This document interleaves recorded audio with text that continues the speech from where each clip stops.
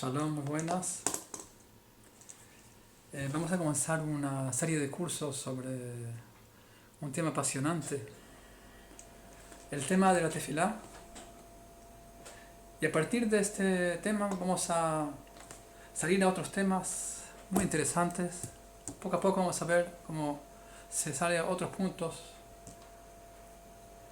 Comencemos por el tema de la tefilá. El tema de la tefilá abarca a todo el mundo.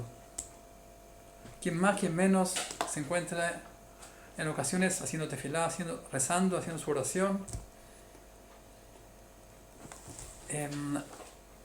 Los que practican más la religión, los hombres 3 veces al día, las mujeres tienen que hacer una tefilá al día por lo menos, una vez al día. Quien más, quien menos acude o va a la sinagoga o en ocasiones la persona tiene siempre la tendencia de hacer una petición. Ahora, tenemos que definir un punto muy importante. Por un lado, se convierte en una rutina, como que dice, hay una especie de chiste que cuentan que el judío practicante tiene 3 cargas al día que descargarse. La oración de la mañana, Shachrit, la Minjá y la de Arbi, son 3 cargas que hay que sacarse. Esa es una forma muy negativa, muy estrecha de observar la tefilá. Vamos a ver que hay otra perspectiva, y eso lo voy a hacer trayendo una historia increíble que me impactó cuando leí hace muchos años. Y no sé por qué esa historia no se publicó tanto en los libros actuales, que hoy en día traen tantas historias, recopilan de todo lo que fue escrito. Por alguna razón esa historia, quizás el libro no está tan conocido, y por eso no se conoce tanto, pero es una historia real que ocurrió hace como unos 300 años en Lituania, en la Europa cerca de Rusia. Hay una ciudad que se llama Tels, se le llama en el hebreo. Allí en el libro que cuenta la vida sobre el Gaón de Vilna, se cuenta sobre había un judío piadoso que se llamaba Rab Leib de Tels, conocido como Rab Leib de Tels. Ocurrió así: en ese tiempo habían patrullas que circulaban de una ciudad a otra, patrullas de militares, y resulta que, como en ese tiempo no había ni señales de tráfico, por supuesto no había lo que es el Waze hoy en día para indicar el camino, ¿qué hacían entonces? Tomaban a una persona, un ciudadano, lo escogían y le decían: tú hoy tienes que indicarnos cómo llegar a tal ciudad. Y esa persona tiene que estar todo el día guiándolos a la patrulla. Era una obligación. Entonces, ¿qué ocurría? La gente, cuando observaba una patrulla, se escondía, se metían en las casas. Todos querían evitar ese trabajo, servir de guía todo un día era algo fatigante. Cuando llegaron una patrulla importante dirigida por un general que era muy sabio, una persona, un filósofo también, llegaron a Tels.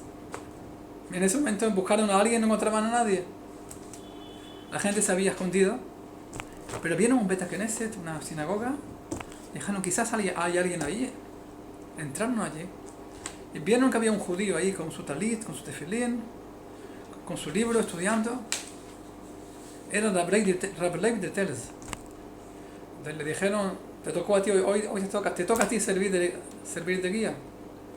El hombre no tenía otra opción.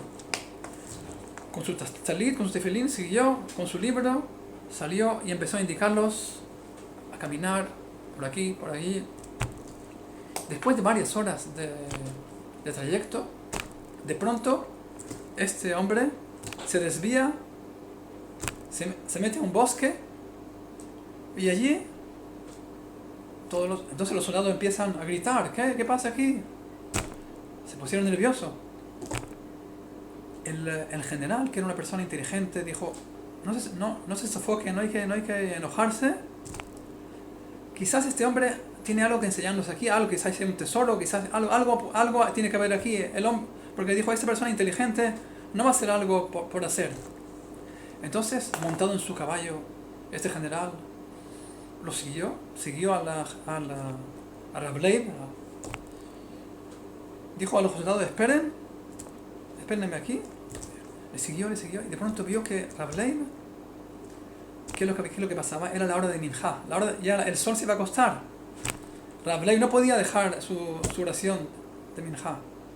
Entonces lo vio que se lavó las manos, encontró un manantial allí, se lavó las manos y se puso delante de un árbol, se puso de pie y empezó a hacer un rezo. Entonces, este Rav Leib estaba